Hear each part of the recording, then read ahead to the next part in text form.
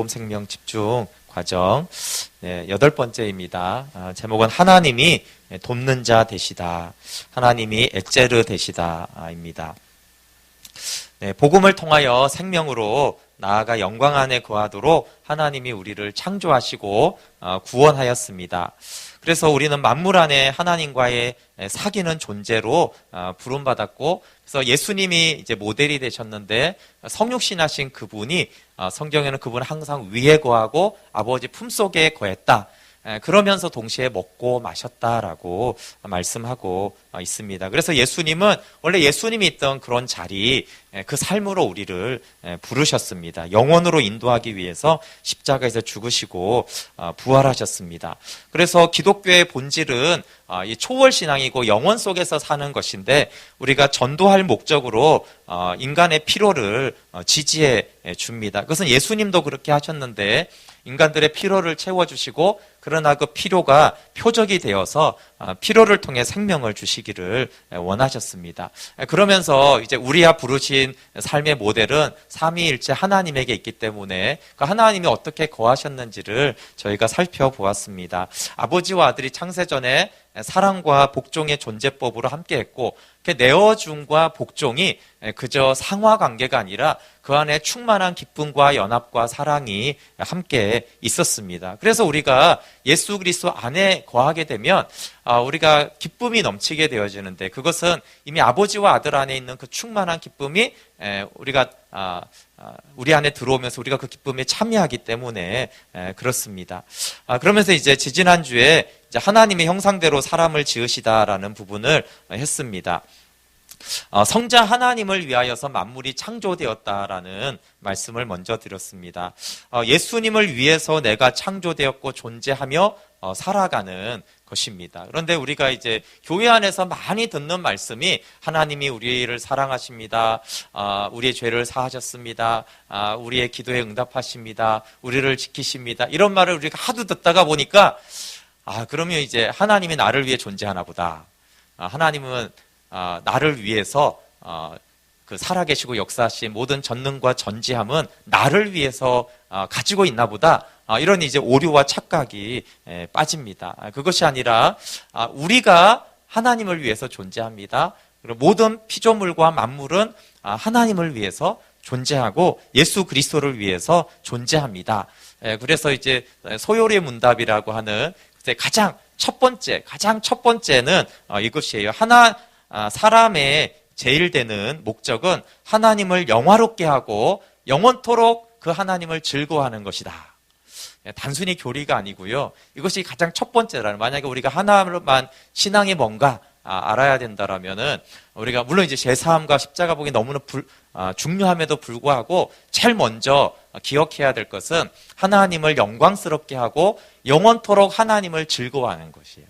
그 존재를 즐거워하는 것, 이게 신앙의 기본 중의 기본입니다. 여기서 시작을 해야지 모든 십자가와 부활의 복음과 기도와 능력과 역사와 체험이나 이런 모든 것들이 건강하고 바르게 갑니다. 근데 이 처음이 어그러지면 우리가 신앙생활하는 처음 목적은 내가 영화롭게 되어지고 하나님은 나로 인하여 기뻐하는 하나님이지, 이게 전혀 거짓말은 아닌데도 이렇게 시작을 하게 되어지면 신앙이 굉장히 삐뚤어지고 결국 우상 숭배하는 자아 숭배에 빠지게 되어집니다. 그러나 두 번째, 하나님은 우리를 위하시는 게 맞습니다. 왜 그러냐면 사랑이 창조의 이유와 목적과 동기가 되세요. 그래서 하나님을 위해서 우리가 창조되었는데, 하나님이 사랑으로 사랑 안에서 사랑이 이유가 돼서 창조하다 보니까 피조물에게도 피조물을 위하는 그런 창조와 섭리가 당연히 들어가게 된 것입니다. 그래서 창조를 하면서 피조물인 아담과 하와를 위한 그런 자연세계를 만드시고, 또 타락했음에도 불구하고 우리를 위하여서 독생자 예수 그리스도를 보내주셨습니다. 그 두 가지 측면을 우리가 다 기억할 수 있어야 됩니다. 그러나 첫 번째는 하나님을 위해서 나는 이 땅에 존재하게 되었고 구원받게 되었고 지금도 이 자리에 있는 것이다. 나는 왜 한밤의 기도를 나왔는가?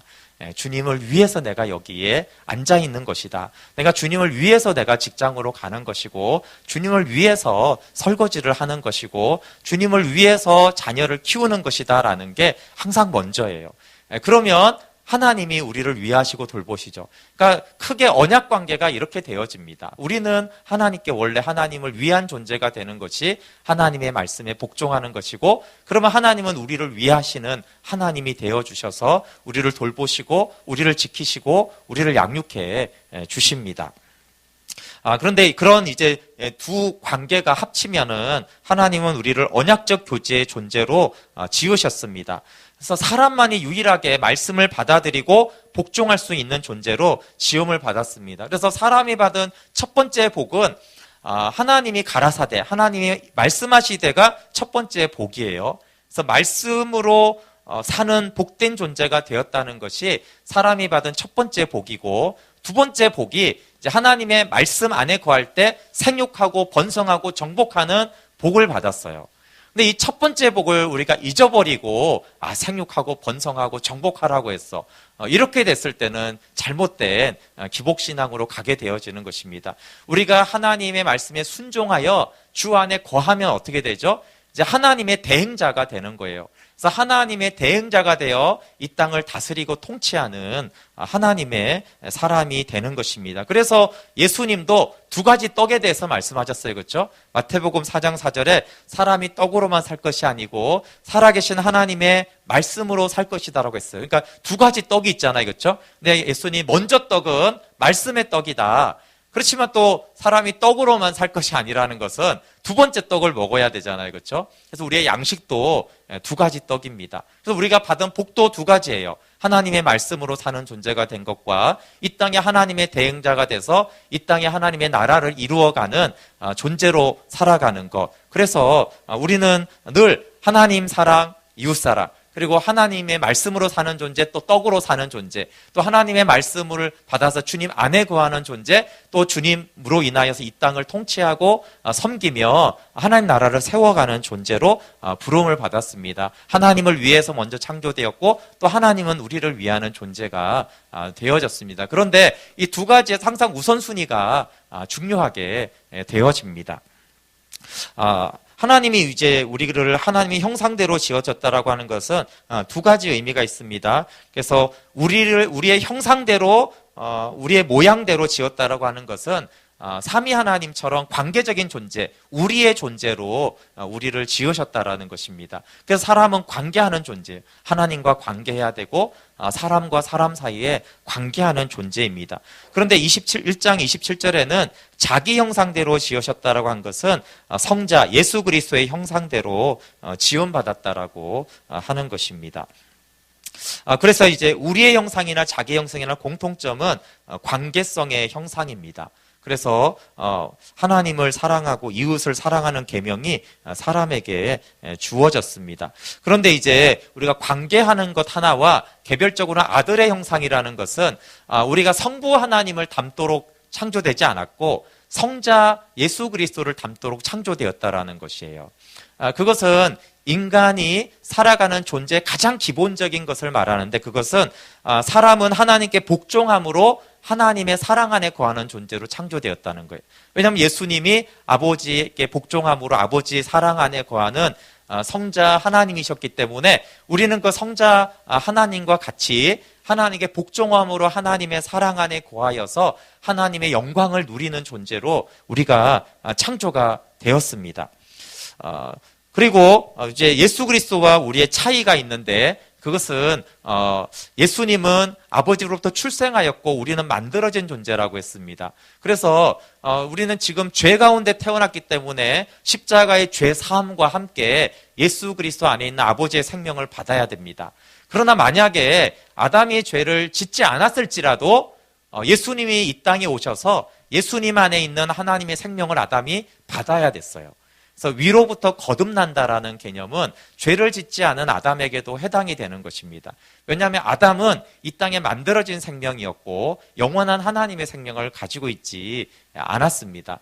그래서 복음, 구원은 우리가 두 가지 측면이 있어요. 하나는 죄 사함 받는, 타락한 죄로부터 죄를 사함 받는 구속이 있고, 또 하나는 예수 그리스도 안에 있는 생명을 우리가 받음으로 하나님의 자녀가 되는, 하나님의 아들이 되는, 상속자가 되는 복을 받았습니다. 두 가지로 구원의 개념을 정리할 수가 있습니다. 출애굽기로 말하면 출애굽 자체가 구속이라면 언약 관계를 맺어서 하나님과 함께 되는 것이 영생을 얻고 누리는 것입니다.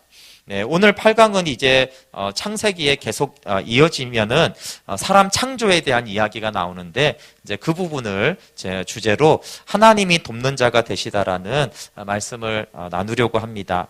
하나님은 사람을 이제 만드셔서 창조 언약을 맺으셨어요. 그래서 말씀으로 사는 존재가 되고, 그 말씀으로 살 때 이 땅에서 생육하고 번성하고 정복하고 다스리는 그런 언약 안에 특권을 가진 존재가 되었습니다. 그리고는 그 사람을 에덴이라는 곳에 두셨습니다. 우리 창세기 2장 15절 한번 같이 읽어볼게요. 2장 15절 시작. 여호와 하나님이 그 사람을 이끌어 에덴 동산에 두어 그것을 경작하며 지키게 하시고. 네, 에덴의 뜻은 기쁨입니다. 기쁨. 그러니까 창세 전에 아버지와 아들의 관계의 특징이 기쁨이었어요. 그렇죠?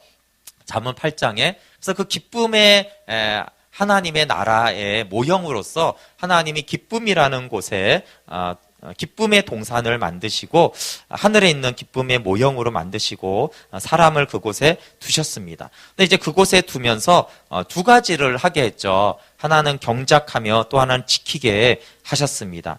경작하는 것은 말씀에 순종하여 하나님의 대행자로서 동산을 경작하는 것입니다. 이 경작을 통해서 또 이제 생육하고 번성하는 일이 이후에 이제 일어나게 됩니다. 예, 두 번째는 지키게 하시고인데요.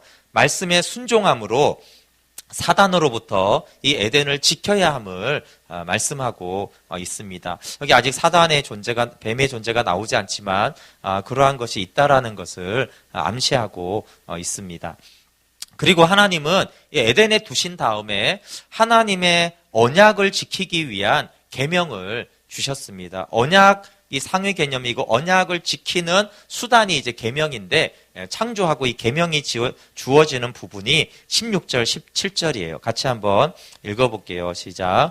여호와 하나님이 그 사람에게 명하여 이르시되 동산 각종 나무의 열매는 내가 임의로 먹되 선악을 알게 하는 나무의 열매는 먹지 말라. 내가 먹는 날에는 반드시 죽으리라 하시니라. 아주 간단하지만 하라와 하지 말라가 있잖아요. 그렇죠?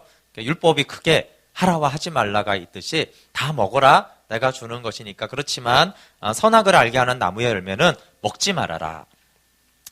예, 여기서 우리가 간과하기 쉬운 것이 있는데요. 이게 말씀하는 주체가 여호와 하나님이에요. 여기서 여호와라는 것이 쓸 때는 언약관계 안에서 말씀하시는 하나님을 말합니다. 언약관계가 전제된 하나님을 여호와라고 해요. 그래서 출애굽기 3장 14절에 모세가 하나님이 누구냐고 이름을 묻잖아요. 그렇죠? 그때 나는 스스로 있는 자다라고 하는 그 언약의 하나님으로 말씀을 하십니다. 그래서 우리는 그냥 편하게 하나님 이렇게 말하지만, 사실 하나님이라는 거는 그냥 어느 종족에게나 있는 그냥 신들의 이름이거든요. 하나이신 분, 그런 표현이고, 우리와 관계하시는 창조주 하나님이 여호와입니다. 여호와 하나님이죠. 근데 여호와 하나님이 만일 먹는 날에는 반드시 죽는다라고 하는 것은 이 언약 관계가 깨어지고 하나님과 분리되고 하나님 품 안에서 떠난다라는 것을 말씀하셨습니다. 이 언약의 말씀에서 아주 우리가 중요하게 여겨야 될 것은 지켜야 하는 말씀보다 하나님을 사랑하는 언약 관계가 먼저입니다. 근데 저도 그렇고 여러분 많이 신앙생활을 이미 오래전에 하셨잖아요. 근데 우리가 말씀을 지켜야 되는 것을 많이 들었어요. 여러분 안 그러세요? 저는 교회 안에서 말씀을 지켜야 된다. 말씀을 지켜야지 하나님의 뭐 어떤 응답도 받고 그런, 이렇게 이제 많이 배웠고, 제가 언약이라는 단어에 좀 이렇게 좀 들어온 건 신대원을 들어가서야 언약이라는 말을 배웠고, 그럼에도 불구하고 언약이 언약이 왜 이제 중요한지를 제가 나중에 알았거든요. 그래서 한국 교회 안에는 아주 오랫동안 말씀을 지키는 것이 우선순위라고 배웠어요. 근데 이게 이제 너무 중요한데 무엇을 놓쳤냐 하면 하나님을 사랑하는 언약 관계가 먼저고 언약 관계가 먼저인 상황에서 이 사랑의 언약 관계를 위해서 말씀을 지키라고 하는 것이거든요.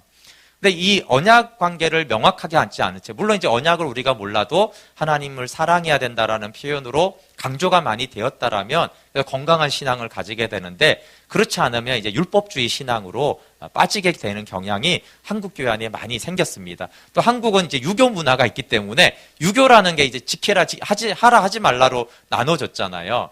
그렇기 때문에 그냥 성경에서 이제 하라, 하지 말라는 것들이 우리가 유대교가 아님에도 불구하고 한국 교회 안에 그것이 많은 신앙의 잣대가 되었습니다. 그래서 무엇을 하면 신앙이 좋고 무엇을 안 하면 신앙이 좋고, 하지 말라는 것을 하거나 해야 될 것을 안 하면 신앙이 나쁜 것으로 우리가 많이 여겨졌어요. 근데 언약과 언약의 하위 개념으로 말씀인데, 그것은 결혼을 해야지 부부의 법도가 의미가 있습니다. 결혼을 안 했는데 부부의 법도는 의미가 없거든요. 그러니까 그러면 또 부부의 법도는 왜 지키느냐? 그것은 결혼 관계를 위해서 법도를 지키는 것이거든요. 그래서 이제 왜 이걸 지켜야 되는가를 항상 기억하고 그 안에서 지켜야 되는데, 왜 지켜야 되는지, 왜 말씀을 지키는지를 잃어버리고 지켜요. 그래서 주의를 지키자, 예배를 지키자, 이런 것들을 지키다 보면 왜 지키는지 모르고 지키고 있는 것을 통해서 언약 관계를 떠납니다. 그래서 언약을 위한 계명이기 때문에 계명을 지키는 것보다 더 중요한 것이 뭐냐면요, 사랑하고 즐거워하는 마음으로 지키는 거예요. 언약 관계라는 게 사랑으로 하나 되는 관계잖아요. 사랑으로 하나가 되기 위한 계명이기 때문에 이 계명을 억지로 지키거나 부담으로, 짐으로 지키는 것은 언약 관계에 도움이 되지 않습니다. 그래서 하나님을 사랑하는 그 마음이 계명으로 주어졌기 때문에, 내가 하나님을 사랑하기 때문에 이 계명을 기쁘게 지키는 그것이 이제 계명을 지키는 마음입니다. 언약 관계는 하나님의 품속에 거하게 되는 결과를 가지고 옵니다. 그래서 우리가 하나님 품속에 감추어진 존재가 되기 때문에 우리는 벌거벗었으나 부끄러워하지 않는 존재가 됩니다. 그리고 인간은 원래부터 벌거벗은 존재였어요. 창조를 할 때부터 벌거벗는 존재였어요. 그러면 우리의 옷은 뭐였냐 하면 하나님이셨어요. 그래서 우리가 하나님 품속에 있기 때문에 벌거벗었지만 우리가 부끄럽지 않았습니다. 오히려 존귀한 존재가 되었어요. 그래서 하나님 품속에 있어야지만 우리가 안전하고 존귀하고 그 하나님의 옷으로, 그러니까 그런 표현이 좀 이상하니까 신약에서는 그리스도로 옷 입고라고 하잖아요. 그렇죠? 우리가 그리스도 안에 있는 것, 그래서 그리스도를 옷 입고 있는 거죠. 왜냐하면 우리는 벌거벗은 존재이기 때문에 그리스도로 옷 입어야지 우리가 안전하고 안식을 누리고 존귀하게 되어져 있습니다. 그런데 이제 하나님 품 밖으로 나가게 되면 이제 비참하게 되는 거죠. 부끄럽게 되어지고, 이것이 바로 죽음입니다.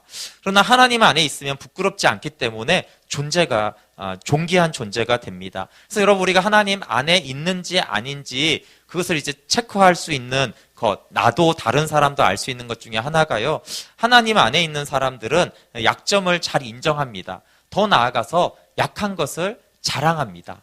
바울이 그랬어요.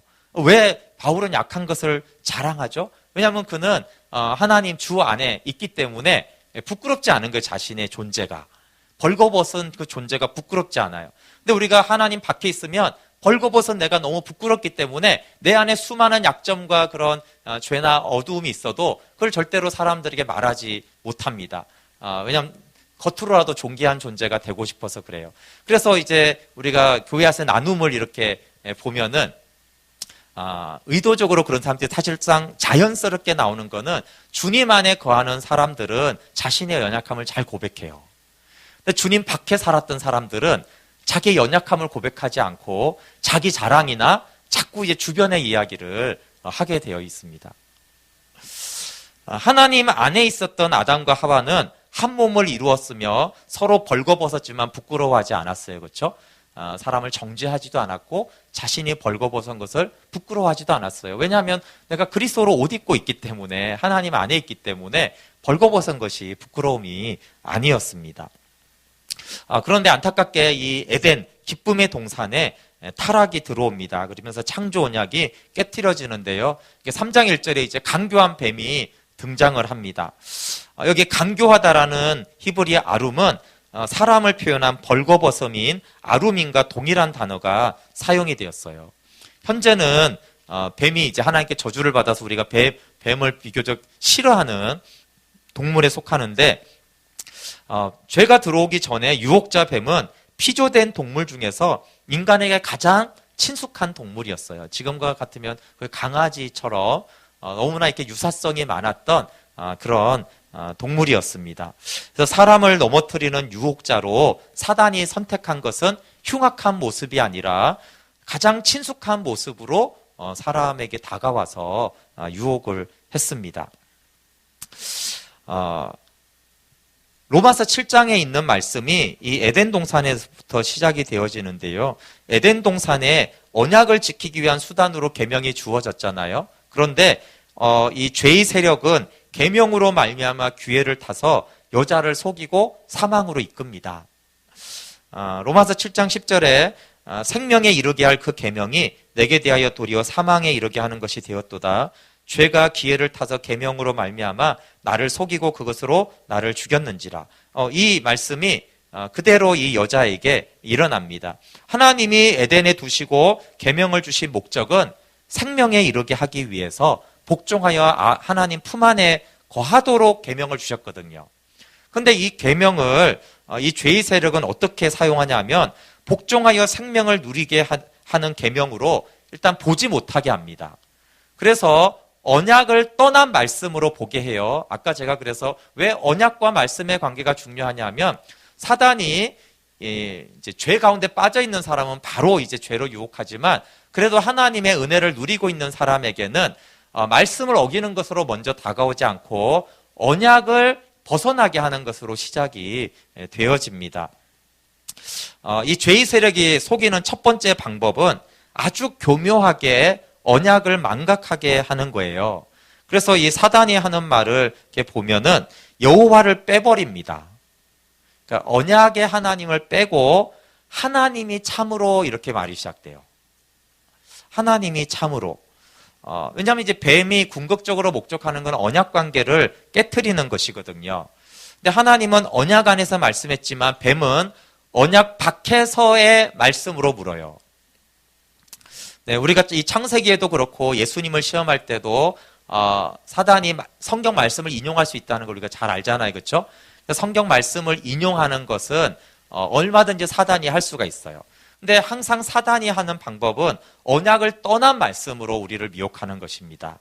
그러니까 언약을 떠난 하나님의 말씀을 준행하게 하는 것이 사단이 우리를 속이는 주 방법 중에 하나예요.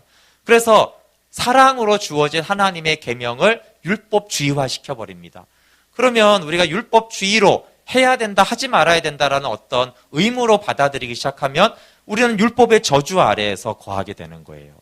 그래서 사도 바울이 갈라디아에서 율법의 저주에서 우리를 속량하셨다라고 말씀하고 있습니다. 그래서 뱀은 아주 순전한 모습으로 다가와서 언약 밖의 말씀으로 말씀을 보도록 유혹합니다.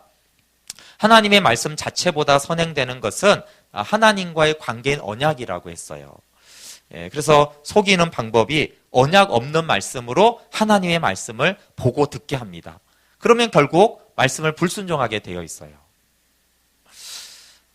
그래서 불순종으로 언약이 파괴가 되어지면 이제 하나님과 여자가 이제 분리가 되어집니다. 근데 여자가 대답을 할 때 뱀의 이것에 넘어갑니다. 그래서 여자도 여호와라는 단어를 뺀 채 언약과 관계없는 말씀으로 대답을 해요. 그러면서 이제 먹지도 말고 만지지도 말라 너희가 죽을까 하노라라는 말씀을 더하고 빼는 현상까지 나타납니다. 우리가 창세기 3장 2절 3절을 한번 같이 읽어볼게요. 시작. 여자가 뱀에게 말하되 동산나무의 열매를 우리가 먹을 수 있으나 동산 중앙에 있는 나무의 열매는 하나님의 말씀에 너희는 먹지도 말고 만지지도 말라. 너희가 죽을까 하노라 하셨느니라. 네, 창세기 2장 16절에는 여호와 하나님이 이렇게 말씀하셨거든요. 근데 뱀도 그렇고 이 여자도 그렇고 지금 3장 3절에 하나님의 말씀에 이렇게 바뀝니다. 그리고 이제 하나님이 하지 않는 말도 하잖아요. 그렇죠? 반드시 죽으리라 그랬는데 죽을까 하노라, 그리고 먹지 말라고 그랬는데 만지지도 말라고 했다고 하고, 그러니까 이제 이 여자가 언약의 하나님을 지금 망각하고 있고요. 말씀도 그냥 아리까리 알고 있어요. 그러니까 이제 어떻게 해요? 이제 본격적으로 말씀을 확 뒤집어 버립니다. 얘는 이제 걸렸구나. 이렇게 해서 말씀을 완전히 드러내놓고 여자를 속이죠. 죽지 않을 거야. 이렇게 이제 아예 반대로 말해버립니다. 뱀이 하는 일은 언약의 하나님을 잊어버리게 하더니 이제 하나님의 사랑을 의심하게 하는 거예요. 언약의 하나님은 사랑의 하나님이잖아요. 그렇죠? 근데 사랑을 딱 지워버리더니 그 사랑일까? 라고 이제 의심하는 것이 이제 하나님처럼 될 것이라는 유혹인데, 그 하나님은 아마 독재자 하나님일 거야. 왜 그것을 못 먹게 했냐면 그것을 먹으면 하나님같이 될 거기 때문에 하나님 못 먹게 한 거야. 그러니까 원래 사랑으로 하나 된 언약의 사랑의 하나님이 어떻게 이제 탈바꿈돼요? 이기적인 하나님이잖아요. 그렇죠? 자기 혼자만 하나님 노릇하고 자기 혼자만 좋은 영광을 누리려고 이걸 먹지 못하게 한 거야. 이런 독재자의 권력의 하나님으로 바꿔버립니다. 근데 처음이 여호와를 빼는 것으로 시작해서 말씀을 아리까리하게 하면서 그리고 말씀이 아닌 것 같아라고 하면서 야, 그 하나님이 이상하잖아. 그 하나님 널 사랑하면 이런 식으로 하겠어? 왜 그랬겠어? 이러면서 이제 나쁜 하나님, 이기적인 하나님, 자기만 아는 그런 하나님으로 이제 완전히 바뀌죠. 그러니까 이런 과정을 통해서 사랑의 언약의 하나님이 완전히 독재자와 이기적인 하나님으로 이렇게 바꿔버립니다. 그래서 우리도 말씀을 순종하는 목적이 하나님을 사랑하는 언약관계 때문이고요. 사단도 말씀을 가지고 장난치는 거는 그 말씀 자체가 아니라 하나님에 대한 이미지를 바꾸는 거예요. 사랑과 그 은혜의 하나님을 뭔가 독재자와 이기적인 그런 하나님의 상으로 바꾸는 과정이 그냥 말씀을 이용하는 것 뿐입니다. 그러면 이제 언약관계, 사랑의 관계가 깨지잖아요. 독재자 하나님, 그 나쁜 하나님이네. 그러면 우리가 이제 복종하고 싶은 마음이 없어지면서 하나님과 우리가 이제 분리가 되고 떨어지잖아요. 이게 떨어뜨리는 것이 이제 사단이 궁극적으로 목적하는 것입니다. 하나님과 같이 되리라는 말씀을 여자가 이렇게 잘 받아들이니까 여자와 하나님 사이에 분리가 이제 일어나기 시작합니다. 우리 6절, 3장 6절 같이 읽어볼게요. 시작. 여자가 그 나무를 본즉 먹음직도 하고 보암직도 하고 지혜롭게 할 만큼 탐스럽기도 한 나무인지라 여자가 그 열매를 따먹고 자기와 함께 있는 남편에게도 주매 그도 먹은지라. 여자가 그 나무를 본즉, 보는 주체가 성경에서 처음으로 하나님에게서 여자로 바뀌는 본문입니다. 이 나무를 처음 보지 않았을 거겠죠, 그렇죠? 수없이 봤어요. 근데 수없이 볼 때 동안 어떻게 항상 봤냐 하면 하나님의 눈으로 봤어요. 그래서 창세기는 계속 하나님이 보시기에 좋았더라. 하나님이 보세요. 그래서 하나님 품속에 있는 사람은 어떻게 모든 것을 만물을 보냐면 하나님의 눈으로 보게 돼요. 그러니까 그 전에는 아담도 하와도 하나님의 눈으로 보게 됐어요. 그러니까 저거는 우리의 언약 관계 안에서 이거는 먹고 저거는 먹지 말라고 하셨지? 이렇게 기쁘게 순종할 수 있는, 기쁘게 받아들이면서 먹고 먹지 않은 것들을 하나님의 눈으로 보았어요. 그런데 하나님같이 되리라, 하나님같이 되고 싶지 않아? 그래, 하나님같이 좀 되고 싶은데? 이런 이제 교만이 이제 틈타고 들어오니까 보는 주체가 하나님에게서 여자가 됐어요. 내가 됐어요, 내가. 하나님의 눈이 아닌 사람의 눈으로 보게 되는 것이 뱀의 유혹에 빠지게 된 현상입니다. 여러분, 그래서 우리가 내가 사단의 유혹 가운데 있구나라는 것이 구체적인 어떤 죄를 짓거나 뭐 그럴 때도 그런데요. 사실은 하나님이 눈으로 보지 않으면 내가 사단의 유혹 가운데 있구나. 하나님의 눈으로 보여야 돼요. 가족이든 교회든 이 땅에서 살아갈 때 하나님의 눈으로 보여지면 내가 주님 안에 있구나, 주님과 생명 안에 있구나, 이렇게 돼야 되는데 꼭 아직은 이제 범죄를 안 지절냈잖아요, 그렇죠? 이 여자가 뭐 따먹는 행위를 하지 않았어요. 그럼에도 불구하고 지금 자기가 보고 있잖아요. 자기가 보면 그 결과는 이제 당연히 이제 죄를 짓게 돼 있습니다. 반역까지 가게 돼 있어요. 근데 자꾸 우리가 따먹고 후에 내가 죄 지었네. 물론 이것도 이제 회개하고 깨닫는 거지만 늘 그렇듯이 병도 일찍 알면 좋고, 영적 싸움도 미리 알면 좋고, 이게 망할 사업이면 미리 아는 게 좋습니다. 그렇죠? 관계가 나빠지면 이게 미리 아는 게 사실 좋죠. 일이 다 벌어진 다음에 아는 것보다는. 그렇기 때문에 그러면 사단의 미혹이 오고 내가 거기서 마음을 빼앗기는 그 시작은 내가 보는 거예요. 하나님의 눈으로 보지 못하고 내가 보면은 점점 가서 결국은 선악을 알게 한 나무를 따먹는 데까지 가게 되어져 있습니다. 그래서 내가 보는 그때부터 하나님께 기도해야 돼요. 하나님, 또 제가 봐요. 내가 보네요. 하나님의 눈으로 보지 않네요. 그게 자녀든 뭐 왼수 같은 사람이든 하나님, 자꾸 내가 봐요. 하나님 도와주세요. 나는 그리스도 안에 있어야 될 존재입니다. 내가 또 교만한가 봐요. 내가 하나님 같이 되려고 하니까 내가 하나님을 품을 떠나서 또 내가 보고 있습니다. 그렇게 거기서부터 깨어서 기도하고 십자가로 나갈 수 있어야 합니다. 보는 주체가 내가 되니까 더욱 하나님이 되고 싶은 거죠. 그러니까 이제 자기 눈으로 보고 판단하고 죄악에 빠지게 되어집니다. 그럼 하나님의 계획은 뭐였냐면, 하나님은 원래 하나님과 같이 되게 하려고 우리를 창조했거든요.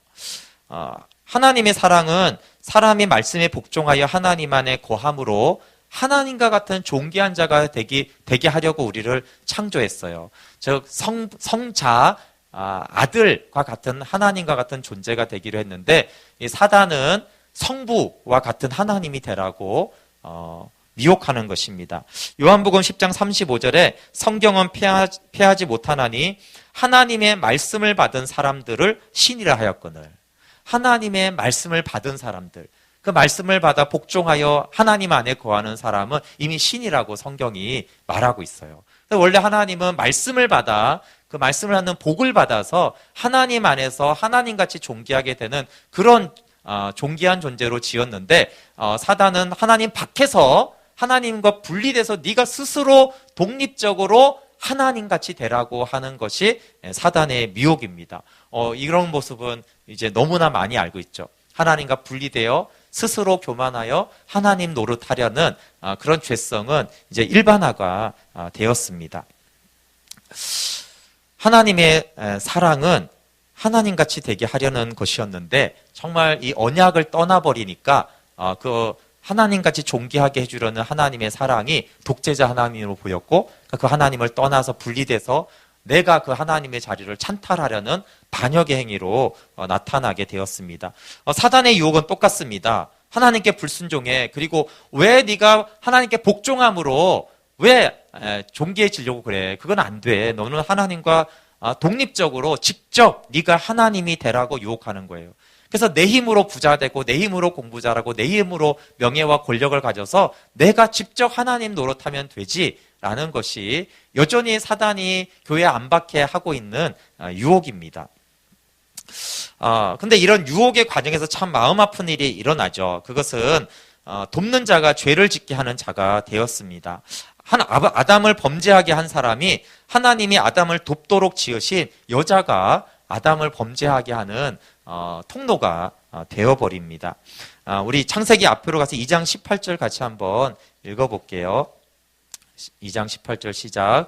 여호와 하나님이 이르시되 사람이 혼자 사는 것이 좋지 아니하니 내가 그를 위하여 돕는 배필을 지으리라 하시니라. 하나님이 보시기에 좋았던 창조 세계에서 유일하게 좋지 않은 것이 있는데 사람이 혼자 사는 거예요. 왜 혼자 사는 게 좋지 않을까요? 여러분, 사람은 관계하는 존재, 사랑하는 존재로 지었잖아요. 근데 관계할 사람이 없으니 혼자니 좋지가 않습니다. 그를 위하여서 돕는 배필을 지어요. 더 정확한 번역은 그에게 적합한 돕는 자를 지었어요. 적합한이라는 것은 면전 앞에서 정면에라는 뜻이에요. 그래서 하나님의 창조의 시작 때는 남편과 아내 사이가 대등하게 마주보는 인격적인 관계입니다. 인격적인 관계에서 여자가 남자를 돕는 자로, 적합한 자로 역할을 그렇게 하는 것입니다. 21절, 22절 읽어볼게요. 21절 시작. 여호와 하나님이 아담을 깊이 잠들게 하시니 잠들매 그가 그 갈빗대 하나를 취하고 살로 대신 채우시고 여호와 하나님이 아담에게서 취하신 그 갈빗대로 여자를 만드시고 그를 아담에게로 이끌어 오시니. 여자를 만드는데 하나님이 아담을 깊이 잠들게 하시고 갈빗대를 취해서 여자를 만듭니다. 23절, 24절 읽어볼게요. 시작. 아담이 이르되 이는 내 뼈 중에 뼈요 살 중에 살이라. 이것을 남자에게서 취하였은즉 여자라 부르리라 하니라. 이러므로 남자가 부모를 떠나 그의 아내와 합하여 둘이 한 몸을 이룰지로다. 네, 여자가, 여러분 이게 신기한 게 있는데 여자가 아담 안에 있었습니다. 하나님은 아담 안에서 여자를 취해서 빚으셔서 여자를 만드셨어요. 새롭게 창조하셨죠. 그래서 아담의 감탄이 이는 내 뼈 중에 뼈요 살 중에 살이라. 이것을 남자에게서 취하였은즉 여자라 부르리라고 했는데요. 실제로 뼈 중에 뼈예요. 자기 안에, 자기 속에 여자가 들어 있었습니다. 그래서 아담과 하와의 관계에서 해야 될 두 가지가 이제 설명이 됐는데요. 하나는 사랑의 관계로 둘이 하나가 되는 것입니다. 그래서 사랑과 복종의 관계로 하나가 되는 것이고, 또 하나는 이제 돕는 자, 적합한 돕는 자라는 것은 뭐 설거지 해주고 이런 돕는 자가 아니라 하나님의 뜻에 복종하여 하나님과 하나가 되는 것을 돕는 거예요. 그렇죠? 네. 아담이 뭐 설거지 때문에 고통스러워한 게 아니기 때문에 우리가 하나가 되어서 하나님에게 복종함으로 하나님과 하나가 되게 하는 것이 돕는 역할이었어요. 물론 이 땅을 다스리고 통치하는 것도 포함이 되겠죠. 그러나 돕는 자는 하나님이 금하신 실과를 따먹고 아담에게도 주어서 먹게 했습니다. 아담은 여자와 이미 한 몸이 되었기 때문에 여자가 주는 열매를 먹었습니다. 한 몸이 되면 유혹을 거절하지 못합니다.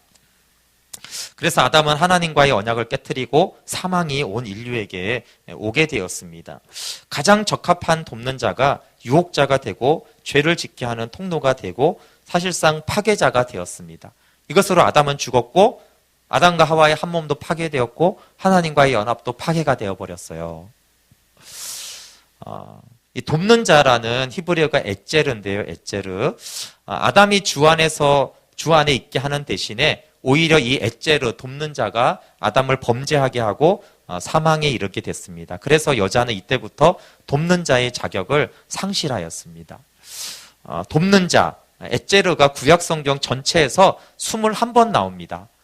근데 두 번은 여기 창세기 2장 18절, 20절 타락하기 전에 두 번 나오고 나머지 19번이 나오는데 이 창세기 타락하기 전에 두 번은 여자에게 사용이 되고요. 19번은 모두 구원자이신 하나님을 표현할 때만 이 에제르가 쓰여져요. 그러니까 타락한 이후에 여자는 더 이상 에제르가 아닙니다. 근데 우리가 이제 결혼 주례할 때 자꾸 여자들한테 돕는 배필이래잖아요. 돕는 배필이 아니에요. 예. 그러면 이제 여자만 그러면 돕는 기능이 상실되었나요? 아니죠. 남자도 같이 이제 범죄하게 됐잖아요. 그렇죠? 남자도 돕는 것에서 자격을 잃어버렸어요. 그래서 시편 163편 3절에 사람을 도울 힘이 없는 인생일 뿐이다라고 했어요. 도울 힘이 없어요. 그러니까 돕는 자가 되지 못하죠. 근데 이제 인생의 비극이 우리가 어디서 오냐면 도울 힘이 없는데 자꾸 결혼할 때 돕는 배필이 되라고 해가지고 또 도우려고 하고 남자는 도움 받으려고 기대를 하다가 인생의 비극이 오는 거예요. 그것만이 아니죠. 분명히 성경은 도울 힘이 없는 인생이라고 하는데 자꾸 우리는 사람들을 도울 힘이 있는 돕는 자로 자꾸 생각을 해요. 물론 사람은 한동안은 도움이 될 수 있어요. 왜냐하면 처음에 돕는 자로 지원받았기 때문에 그런 역할을 어느 정도 하지만 죄로 인하여서 이제는 오히려 파괴하는 역할을 하게 되는 거예요. 그래서 대부분이 남는 것은 상처와 고통과 아픔이 남습니다. 아담 안에서 타락한 인간의 본성은 더 이상 돕는 자의 지위를 상실하였어요. 그래서 우리가 인정해야 될 것이 뭐냐면 나는 도울 힘이 없다. 그리고 저 사람도 도울 힘이 없다라는 걸 우리가 빨리 인정을 해야 돼요.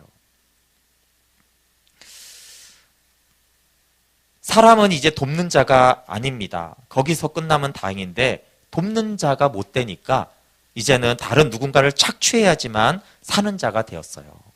다른 사람의 생명력을, 다른 사람이 가진 좋은 것을 빨아먹고 착취하여서 내가 이용해야지만 내가 잘 살 수 있고 도움을 받는 것처럼 느껴지는 똑같은 현상을 가지는 존재가 되었습니다. 그러나 도울 힘이 없는 인생에게 끊임없이 도움을 구하고 기대합니다. 그런데 이제 우리는 관계하는 존재로 지었으니 관계는 해야 되고, 관계를 하는데 당연히 내가 부족하니까 도움을 기대합니다. 그래서 이제 그런 기대로 결혼도 하고 사회적인 활동도 합니다. 또 심지어 그게 안 되면 자식에게 기대하기도 합니다. 근데 자식도 도울 힘이 없고, 또 자식은 이제 부모가 낳아서 키우니까 나를 도울 건가 보다 그러니까. 근데 사춘기 때 왜 반항을 하냐면 이 부모가 도울 힘이 없네. 알고 보니까 아니었네. 이러면서 이제 관계가 깨어지는 거죠. 네. 근데 어려서 그렇지만 어린아이들도 우리 부모님이 도울 힘이 없구나라는 걸 알아야 되고, 그때 부모도 내가 도울 힘이 없는 인생이구나. 그걸 인정해야 되는데 자꾸 더 도우려다가 관계가 깨어집니다. 부지런히 도울 자를 찾고 우리는 도움을 구하는데 도울 힘이 없음을 보면 실망합니다. 네. 시편 146편 3절에서 5절입니다. 귀인들을 의지하지 말며 도울 힘이 없는 인생도 의지하지 말지니 그의 호흡이 끊어지면 흙으로 돌아가서 그날에 그의 생각이 소멸하리로다. 야곱의 하나님을 자기의 도움으로 삼으며 여호와 자기 하나님에게 자기의 소망을 두는 자는 복이 있도다. 예, 야곱의 하나님을 자기의 도움, 자기의 엣제르로 삼는 자는 복이 있도다라고 하는 거예요. 예, 그리고 우리가 더 착각이 있는데 심지어 도울 힘이 없으면서 우리는 도우려 합니다. 그러다가 이제 오히려 상처를 주고 스스로에게도 실망을 해요. 남편은 아내를 도우려고 하고, 아내는 남편을 도우려고 하고, 부모는 자식을 도우려고 하고, 교회를 도우려고 하고, 심지어 하나님을 도우려고 하다가 안 되니까 자기 스스로가 실망하고 낙심합니다. 처음엔 도우려고 하지만 도울 힘이 없는 인생은 도우려는 자를 잡아먹게 돼 있습니다. 잘 키워서 잡아먹어야지. 거의 이런 마음이 우리 안에 죄성으로 다 있습니다. 돕는 자가 없는 인생은 하나님을 자기의 엣제르로 돕는 자로 삼아야 됩니다. 하나님이 가장 적합한 돕는 자가 되십니다. 아담이 잠들었을 때 그에게 돕는 자가 왔듯이 우리가 그리스도의 십자가와 함께 죽을 때 하나님이 우리의 돕는 자로 우리 곁에 와 계십니다. 우리가 그 안에, 그가 우리 안에 계심으로 우리는 그와 하나가 됩니다. 그럼 돕는 자가 없을 때가 참 비참합니다. 우리가 무덤을 설명할 때 그 중에 하나를 정말 돕는 사람이 없구나. 아무도 없구나. 이 땅에 누가 있나. 오직 나 혼자밖에 없구나. 이게 이제 무덤에 들어간 사람이 거의 공통적으로 고백하는 하나의 고백입니다. 그런데 아무도 나를 도울 자가 없이 홀로 나 있은 그 무덤에 이를 때 우리는 아들의 무덤 안에 거하는 것입니다. 그때 하나님이 돕는 자가 되기를 기다리고 있습니다. 그때 우리는 시편 121편 말씀으로 기도해야 됩니다. 121편 1, 2절입니다. 내가 산을 향하여 눈을 들리라. 나의 도움이 어디서 올까? 나의 도움은 천지를 지으신 여호와에게서로다. 네, 나의 엣제르가 어디서 올까? 사람한테 끊임없이 도움을 구하다가 아무도 없구나 라고 했을 때 비로소 산을 향하여 눈을 듭니다. 그리고는 나의 도움은 천지를 지으신 여호와께서 오는 거구나. 그 나의 도움이 누군지를 정확하게 알게 될 때 가장 비참한 무덤에서 나오고 그 하나님이 나의 도움이 되십니다. 홀로 있지만 천지를 지으신 언약의 하나님이 우리와 함께 하십니다. 하나님은 무덤에까지 우리와 함께 하셔서 결코 우리를 버리시지 않으십니다. 우리의 돕는 자 되시는 하나님의 사랑으로 우리는 넉넉하게 이기게 되어집니다. 우리는 엣제르 안에서만 엣제르가 됩니다. 돕는 자 안에서만 우리는 비로소 다시 돕는 자의 지위를 어느 정도 회복을 할 수가 있어요. 그래서 우리의 돕는 자 그리스도가 우리의 생명이 되고 우리가 그리스도의 품 안에 거할 때 우리는 이제 비로소 다시 돕는 자가 됩니다. 왜냐하면 타락 이전으로 다시 돕는 자의 지위가 회복이 되고 그때보다도 오히려 하나님의 생명을 받았기 때문에 생명이 돼요. 그러면 이제 내가 직접 돕는 게 아니잖아요. 그렇죠? 내 안에 계신 예수님은 돕는 자이신데 그분은 나를 통로로 사람들과 영혼을 도우세요. 그래서 그리스도 안에 있을 때 우리는 복의 통로가 됩니다. 그것이 바울이 에베소서에서나 내가 너희를 위하여 이제는 돕는 자가 되었다. 내 안에 그리스도가 사시기 때문에 나는 지금 돕는 자로서 너희를 위해서 이렇게 복음을 전하고 때로는 고난을 당하는 돕는 자의 지위가 다시 회복된 그 모습들을 보여주고 있습니다. 그래서 이제 크게는 이렇죠. 이제 우리는 여러분, 우리 모두는 돕는 자가 아닙니다. 도와줄 수도 없고 도움을 입을 수도 없습니다. 내가 도와줄게. 내가 끝까지 너를 지켜줄게. 마음만 받으시고 다 가짜라는 것을 우리가 알아야 됩니다. 마음만 받고 도울 수 없어. 단 유일하게 도울 수 있는 사람은 그리스도 안에서 내 안에 그리스도가 사는 사람입니다. 내 안에 그리스도가 나를 통해서 사람들의 영혼을 살리고 그 삶을 도와줄 수가 있습니다. 그래서 우리가 봉사하고 여러분 자녀를 막 양육하고 남편을 전도하고 안 됩니다. 왜냐하면 우리는 돕는 자가 아니에요. 내가 도우려고 할수록 열받습니다. 관계가 깨어지고. 그래서 정말 이렇게 섬기는 행위가 너무 중요함에도 불구하고 내가 주 안에 먼저 거해야 돼요. 내가 말씀 안에 십자가 아래 먼저 있어야 돼요. 그래서 내 안에 주님이 사신 상태에서 내가 남편에게 자녀에게 이웃에게 믿지 않은 사람에게 다가가서 섬길 때 그분이 이제 돕는 자가 되는 거예요. 그러지 않은 우리가 형식적으로 막 맛있는 거 주고 뭐 도와주고 하는 그것이 결코 돕지 않습니다. 왜 그렇습니까? 네, 그것이 내 의가 되고 내 선한 자가 돼서 열받습니다. 내가 도와줬는데 고마운 줄도 모르면 다시 짜증이 나기 시작하고 내가 너를 이렇게까지 참아줬는데 아직까지 내 말을 듣지 않아? 네, 우리는 그런 도울 수가 없어요. 그래서 오직 내가 먼저 하나님 안에 거하는 것을 필사적으로 해서 무덤까지 들어가서라도 그리스도 안에 내가 거할 때만이 나는 가족에게 교회 안에 또 내가 직장에서 내 삶의 자리에서 나는 도움이 되는 존재가 됩니다.